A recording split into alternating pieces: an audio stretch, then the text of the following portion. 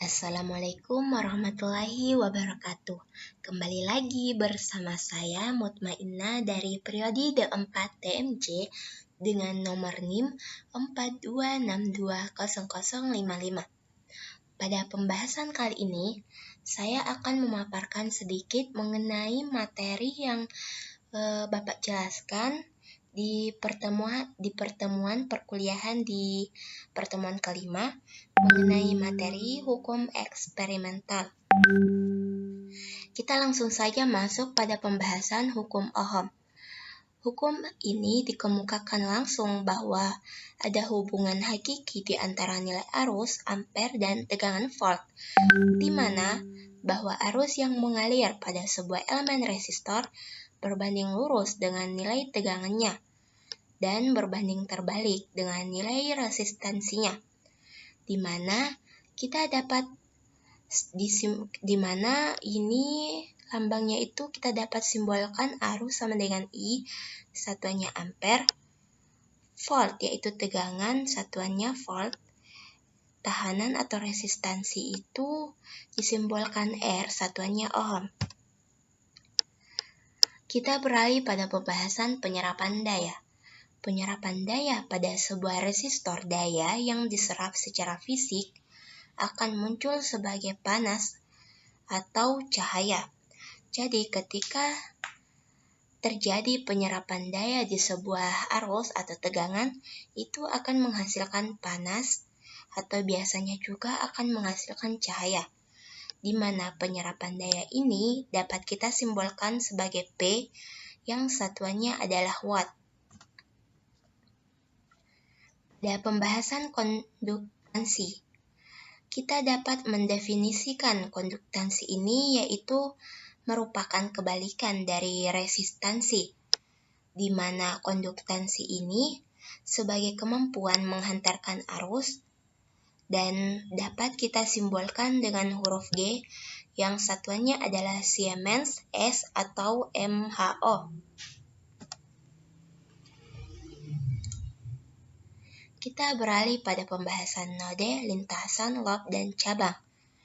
Kalian pasti bingung kan apa itu node, lintasan, loop, dan cabang?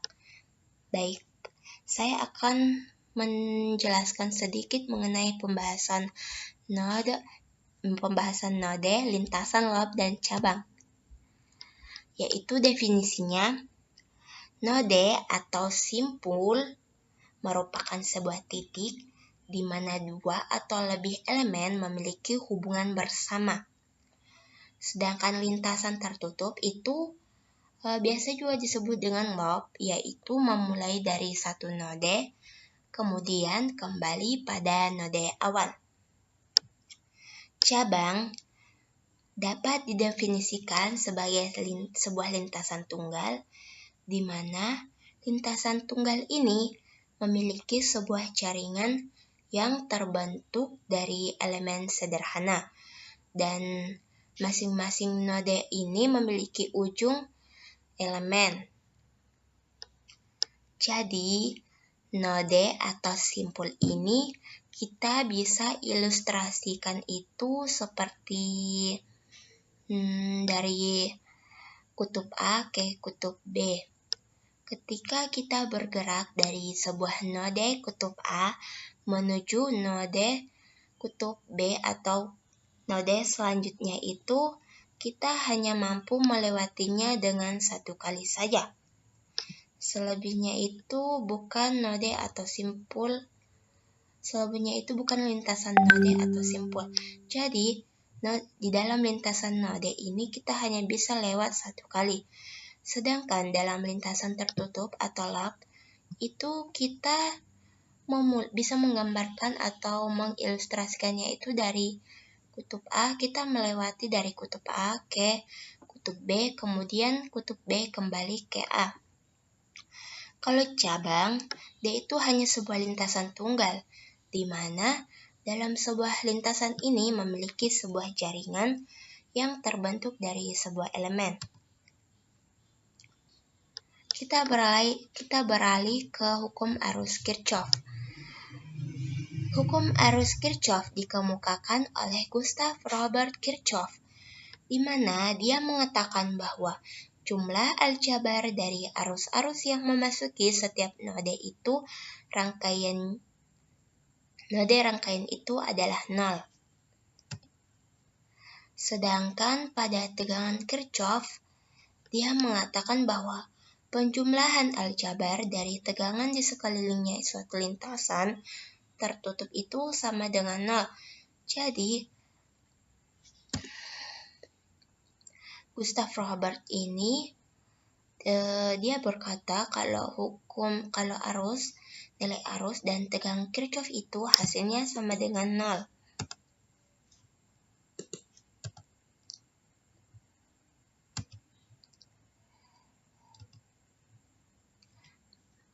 Nah, kita beralih pada pembahasan resistor dalam hubungan seri dan paralel. Secara umum, sebuah rangkaian itu dapat kita golongkan menjadi hubungan seri dan hubungan paralel. Pada hubungan seri, jika salah satu terminal dari dua elemen tersambung, itu dapat mengakibatkan arus yang lewat itu akan sama besar. Sedangkan pada rangkaian paralel, jika semua terminal terhubung dengan elemen lain, itu dapat mengakibatkan tegangan di antaranya akan sama.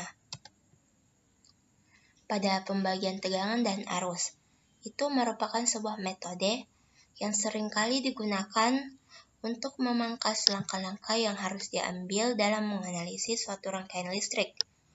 Dalam pembagian tegangan ini digunakan untuk menyatakan tegangan pada satu dari beberapa resistor seri dalam bentuk tegangan kombinasinya. Nah, itu tadi pembahasan singkat yang bisa saya paparkan sedikit. Kita dapat mengambil kesimpulan di mana hukum Ohm itu menyatakan bahwa tegangan pada sebuah resistor linear berbanding lurus terhadap arus yang melewatinya. Dan hukum arus KCL menyatakan bahwa jumlah aljabar dari arus yang masuk ke suatu node sama dengan 0. Dan yang terakhir itu mengenai hukum Kirchhoff. Tegangan Kirchhoff menyatakan bahwa jumlah aljabar dari tegangan pada suatu lintasan tertutup, yaitu sering disebut loop, di dalam suatu rangkaian itu juga sama dengan 0. Jadi, di dalam hukum eksperimental terdapat pembahasan 3 hukum, yaitu ada hukum Ohm,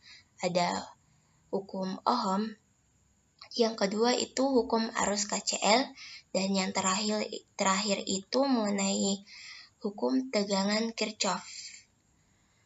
Untuk pembahasan lebih jelasnya, silahkan kalian bisa share di searching di Google atau di YouTube. Di situ kalian bisa menemukan pembahasan lengkap dari berbagai versi dan lebih jelas. Lebih dan kurangnya mohon maaf. Sekian dari saya.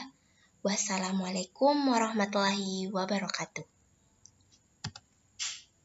Sekian dan terima kasih. Jangan lupa like, subscribe, and comment.